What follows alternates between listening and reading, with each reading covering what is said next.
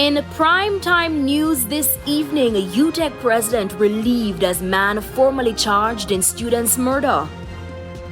Man now in custody following fatal stabbing in Santa Cruz, St. Elizabeth. And more calls for accountability after deaths of 24 newborns at Victoria Jubilee Hospital.